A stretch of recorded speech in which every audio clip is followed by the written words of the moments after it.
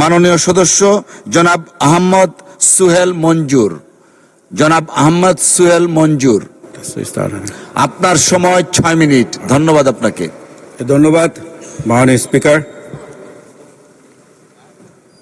আজকে প্রথমবারের মতো সংসদে বক্তব্য দিতে পারার জন্য প্রথমেই আমি পরম করুণাময় আল্লাহ তাআলাকে শুকরিয়া আদায় করছি এবং একই সাথে কৃতজ্ঞতা প্রকাশ করছি আমার পিরোজপুর 2 কাউখালী ভান্ডারিয়া নেসারাবাদের জনগণকে, এবং বিশেষ করে আমি ধন্যবাদ এবং কৃতজ্ঞতা প্রকাশ করছি আমাদের সনাতনী ভাই বোনদের, যারা বিগত দিনে আমাদের ফ্যাসিস্ট আওয়ামী সরকারদের সাথে জড়িত ছিল। সবসময় আমার ধারণা ছিল যে সনাতনীরা নৌকাতে ভোট দেয়, কিন্তু এইবার তারা প্রমাণ করেছে যে না, তারা স্বাধীনতার সপক্ষের শক্তি। তারা ধানের শীষে ভোট দিয়ে আমাদেরকে জয়যুক্ত করেছে। মাননীয় স্পিকার, আমি শ্রদ্ধার সঙ্গে স্মরণ করছি আমাদের মহান নেতা, স্বাধীনতা ঘোষক শহীদ প্রেসিডেন্ট জিয়াউর রহমানকে, এবং একই সাথে আমি শ্রদ্ধার সাথে স্মরণ করছি আমাদের দেশনেত্রী বেগম খালেদা জিয়াকে। গণতন্ত্রের জন্য তিনি দীর্ঘদিন সংগ্রাম করেছেন এবং একই সাথে উনি আমাদের দেশের অভিভাবক ছিলেন।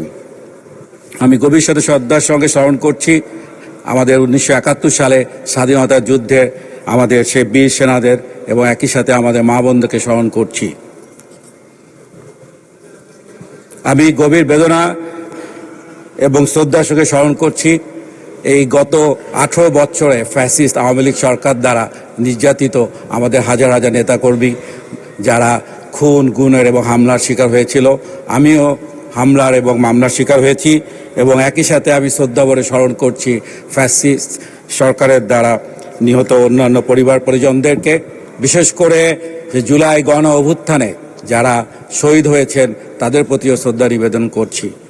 তাদের রক্তের ঋণ আমরা শোধ করতে পারবো না, বা তারা সবসময় আমাদের ইতিহাসে চির অম্লান হয়ে থাকবে।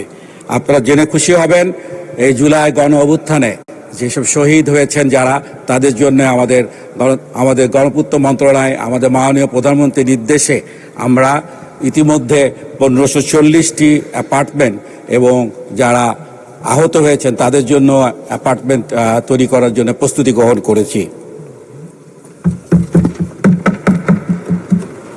আমি শ্রদ্ধাভরে এবং কৃতজ্ঞতার সাথে স্মরণ করছি আমাদের মাননীয় প্রধানমন্ত্রীকে, যিনি আমাকে মনোনয়ন দিয়েছিলেন, যার কারণে আজকে আমি আমার এলাকার প্রতিনিধি হিসাবে কথা বলতে পারছি।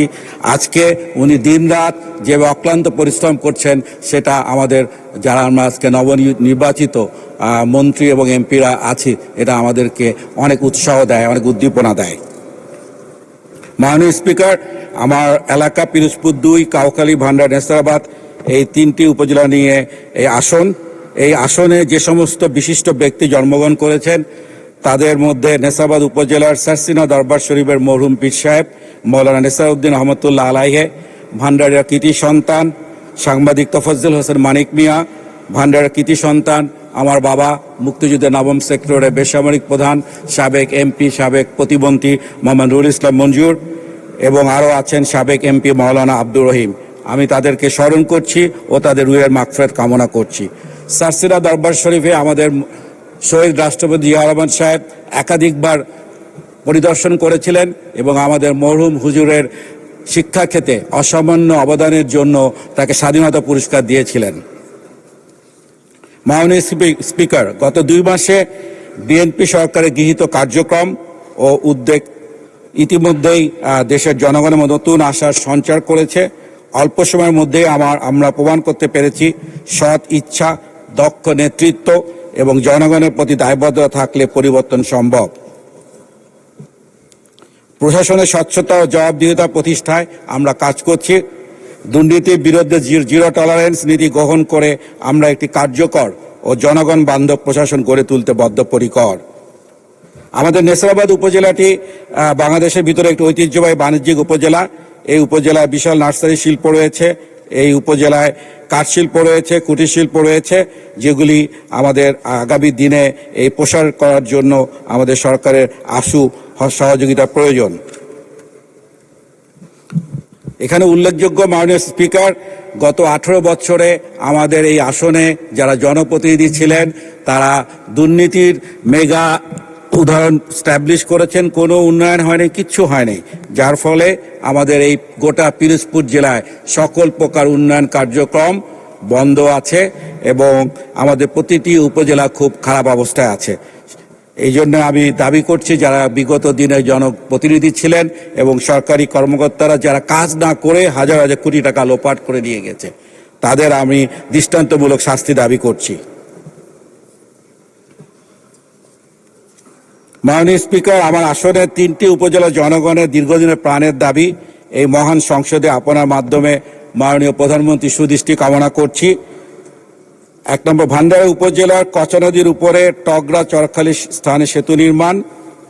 2য়, নেসারাবাদ উপজেলায় সন্ধ্যা নদীর উপর শাহ নেসারউদ্দিন নামে সেতু নির্মাণ। নেসারাবাদ উপজেলার 50 শয্যা বিশিষ্ট স্বাস্থ্য কমপ্লেক্সকে 100 শয্যা বিশিষ্ট স্বাস্থ্য কমপ্লেক্স উন্নতিকরণ। নেসারাবাদ উপজেলার 8 ঘর কুরিয়ানা পেয়ারা বাগানকে পর্যটন নগরী ঘোষণা করা এবং কাউখালী উপজেলার 100 শয্যা বিশিষ্ট স্বাস্থ্য কমপ্লেক্স নির্মাণ। ধন্যবাদ মাননীয় সদস্য।